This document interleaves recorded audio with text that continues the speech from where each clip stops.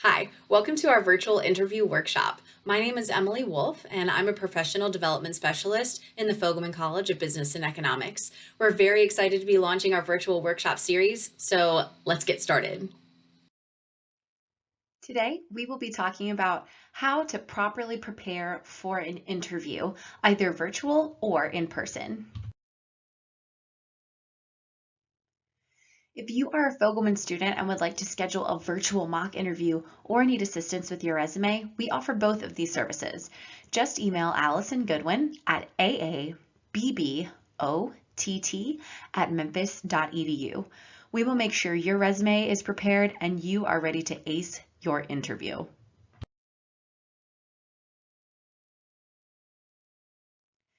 The ultimate goal in your interview is to land an internship or professional job. Promote your strengths and skills effectively so that you can stand out from the rest of the candidates.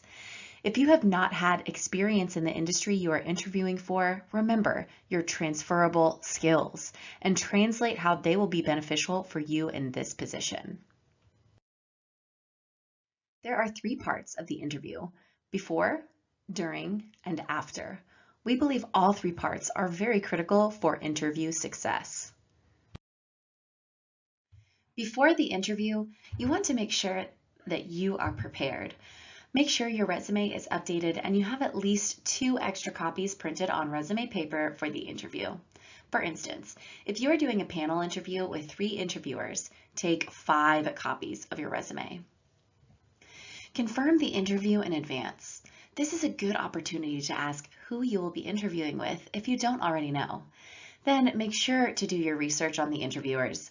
Look them up on LinkedIn. See if you can find their profile on the company website. Try to find a common connection and bring it up in the interview. You don't have to let them know you were stalking them, but more than likely they viewed your profile as well. If you aren't familiar with the location of the interview, drive to the location the day before. Be prepared for traffic and don't be late. You will want to make sure that your references are approved in advance and they are aware that they may be receiving an email or phone call and can support you well. Remember, references should be approved each and every time you use them. This way, they can be prepared to give good responses for the employer. Research the organization. Review their mission and vision statement. Other information is also important, such as what products and services do they offer, who are their competitors, and what have they done recently that is newsworthy that maybe isn't shared on their website. Know the position. Search for the skills and qualities they are looking for in their candidates. Many times, these key words are listed in the job description. This will allow you to incorporate these skills in your answers. Make sure to have questions for the interviewer as well. We will go over this part a little later.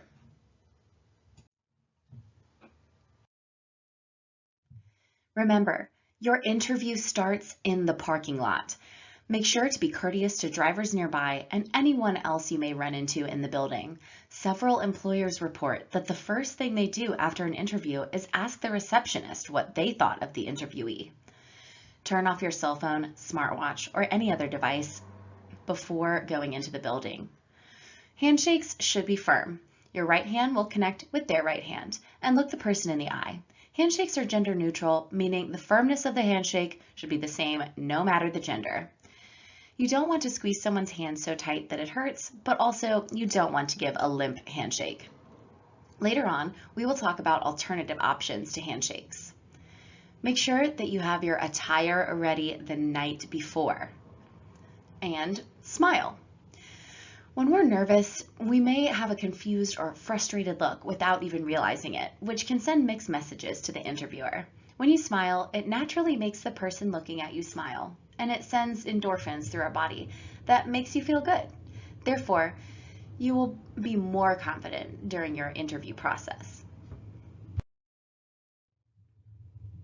When it comes to your appearance, regardless of the company's dress culture, err on the side of professional dress.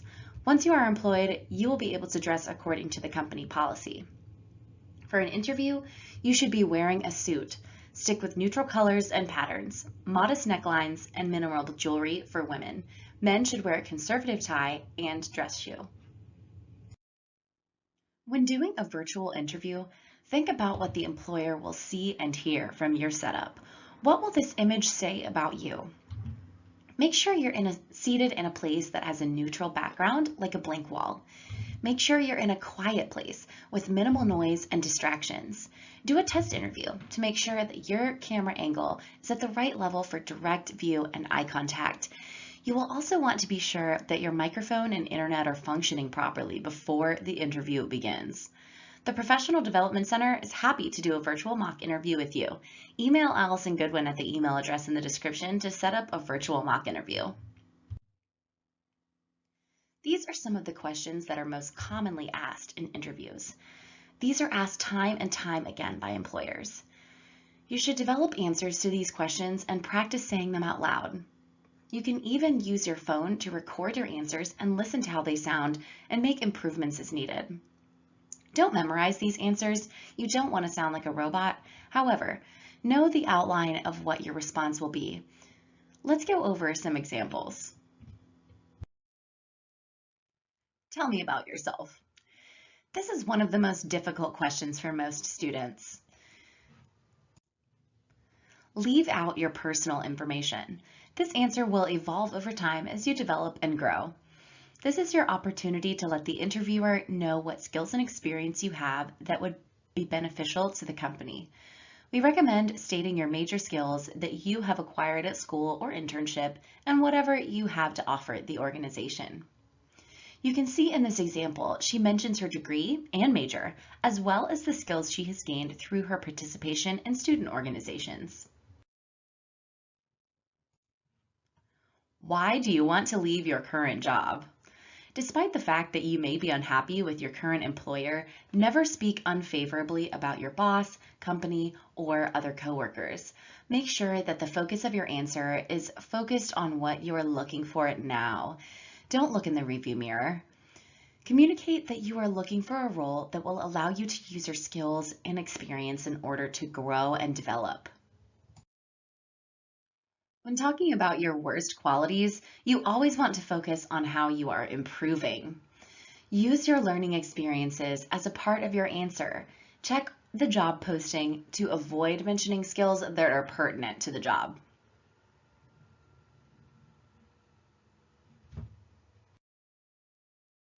The STAR method is used for answering behavioral-based questions. Know and understand the STAR method. Employers share that students don't know the STAR method. Make sure that you are talking about a specific situation and don't forget to end with a positive result or something that you learned from the situation. Maybe you have an example from an internship or professional role. If not, use an experience from your coursework to answer. For example, situation. In my marketing class, we were assigned to a group project to develop a marketing plan for a gym. We had 3 people in our group. Task. We had to create a full report for a gym's current marketing strategies and develop a plan to increase the monthly memberships. Action. We divided the tasks equally and set deadlines for each assignment. We also collaborated in team meetings to ensure everyone was on track. Result. We received an A on the project, and our professor was very impressed with our work. We learned quite a bit, including time management skills with tight deadlines and working with a diverse group of people towards a common goal. By using the STAR method, the employer gets a better sense of what was learned through the experience, as well as gaining an articulate summary of how the learning was applied. Most employers are looking for these top 5 skills. You should prepare to answer questions demonstrating your skills in each of these areas. Let's use our STAR method example. Elaborate on how well your team was able to communicate, demonstrate creativity, and work through challenges during the project in a diplomatic manner. For example, we were challenged by deadlines of the project due to our team members' work schedules. We agreed to use GroupMe as an application to help us stay on track and developed much of our work virtually. The end result was that we developed a great presentation and received an A.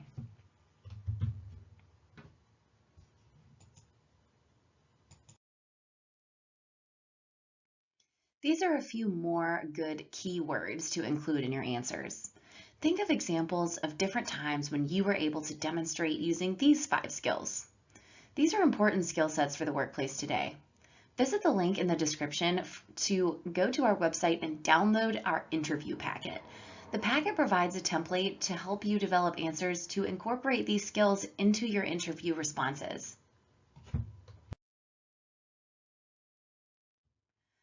These are typical inappropriate questions. If you are asked one of these types of questions, I would recommend to answer by saying something along the lines of, "I can assure you my personal life won't get in the way of my professional life."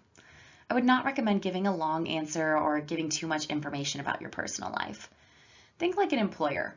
Why are they asking you this? There's a business side to this question. Make sure to focus on their need for business-related information. Let's take the first question as an example. How do you plan to take care of your children while you're at work? Technically, this is not an appropriate interview question, but clearly they're interested in whether you will be at work on time. So respond this way. I will be able to report to work at my scheduled time with no issue. Each of these questions is inappropriately asked, but there is a reason that the employer is concerned. So focus on the job and what your skill sets are and stay job related. So let's quickly summarize. You want to listen, prepare, demonstrate positivity, and respond to the hiring manager's questions. If you don't understand a question, simply ask the interview to clarify or rephrase the question. Promote yourself in your answers and think about your transferable skills. How will your transferable skills benefit the organization? As you do your research in the pre-interview phase, develop a list of 5 to 10 questions to ask the interviewer. Make sure the questions are meaningful and important to you, such as what drew them to the company or how would they describe the company's culture. Don't ask questions just to ask. Be strategic in the questions that you ask so that it demonstrates your skills. Here are some general interview do's. Promote yourself and demonstrate your skill set with examples. Always be honest, but don't overshare. Leave out personal information. Position yourself as qualified for the position. Know the job description and skills that they are looking for, and don't forget about your transferable skills. For instance, if you worked as a cashier at Kroger, what skills did you learn? You learned accountability using the cash drawer, as well as customer service and communication skills. In any work experience, you can pull transferable skills. Be creative. Remember, the Professional Development Center is here to help. Here are some interview don'ts. Don't bring up questions about salary, flex time, or benefits. Promote yourself and your skills, but don't come off as arrogant. Again, be honest, but don't overshare. If you make a mistake, just keep going. They usually won't notice unless you make a big deal about it. In concluding the interview, make sure you ask the interviewer when you can expect to hear back on next steps. As you leave, normally you would conclude with a handshake and smile. During this unusual time, most employers will support a fist bump or air five instead of a handshake. Don't forget to thank the interviewer as well as the receptionist and anyone else who assisted you on your way out. After the interview, closing the loop is very important. Make sure you proofread your follow-up emails and handwritten notes carefully. Email messages should be sent within 24 hours and handwritten within 48 hours. Remember, this is part of your overall personal brand. Make it memorable in the right way with a well-developed message. You should always take time to reflect after an interview about what you learned and how you could improve. I recommend writing down any tough questions you encountered in order to prepare for the next interview. Each interview should be a learning experience, and think about how you can improve for the next interview. Even if you feel like you will get an offer after an interview, keep applying to different opportunities to make sure that you don't put all your eggs in one basket. Keep applying and interviewing until you have landed a job or internship and the offer has been finalized. The link for the Fogelman Internship Network is also in the description. Keep visiting Finn as opportunities are updated daily. The Professional Development Center offers you an opportunity to earn your complete professional program certificate. Take advantage of these networking opportunities now to make connections. You can connect with employers you meet at info sessions, lunch and learns, and career fairs on LinkedIn. Start building those relationships now. These will likely help you land internships or full-time opportunities in the future.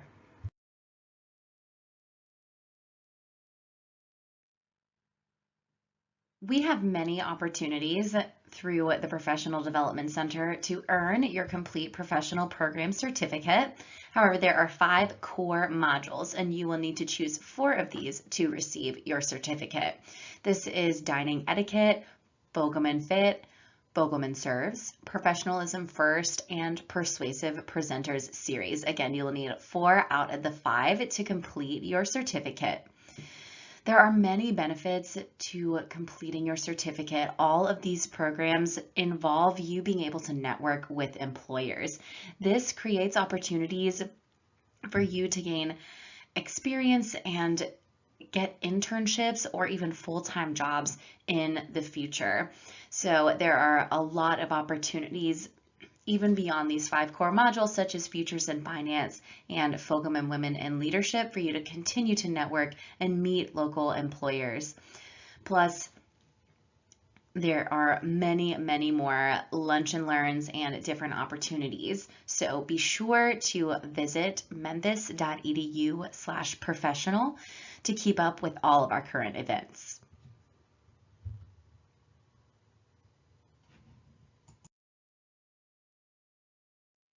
If you have any more questions, email us directly at professional@memphis.edu. If you'd like to set up a mock interview or need resume assistance, contact Allison Goodwin at aabbott@memphis.edu. We're excited to have you involved with the Professional Development Center at the University of Memphis in the Fogelman College of Business. If you have any other questions or concerns, feel free to drop a comment below.